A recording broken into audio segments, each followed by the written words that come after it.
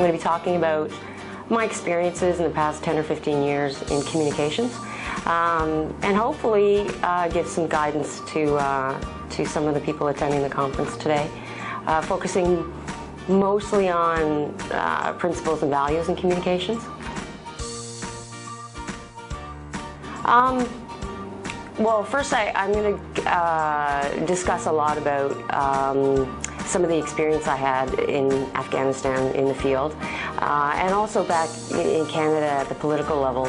And the principles are the same between the two, and ultimately the one message I want students to leave with is that integrity is important.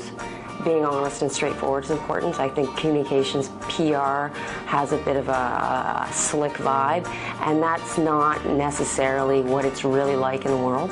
You have to be clear, concise, direct, and straightforward, and I hope students walk away with that understanding. It was much more dangerous than I thought it would be. I was integrated with the military in an organization called Task Force Kandahar in the South. And the military trained me in something called information operations. And I was also doing public diplomacy. My primary role was as a public diplomacy officer. But in the battlefield, you have to consider how information influences the outcome of the military's work there. So the military trained me in a way that deconflicted with the efforts between the military and civilian components of the mission. And it can be very interesting, and I'm going to share some anecdotes from that, hopefully. That information can save lives, and information can also put people at risk. And we are now living in a world, particularly where social media and the digital platform has exploded.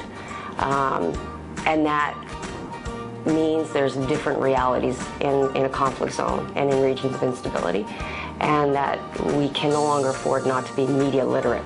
And that's one thing I hope that the audience today might take away from what I discuss.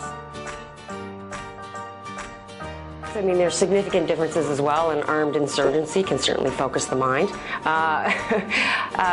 But ultimately, the same principles apply. Relationships are critically important with your allies, and also being situationally aware. What's going on with those that are bent on ill intent. So ultimately, relationships, though, are key, and key to relationships is credibility.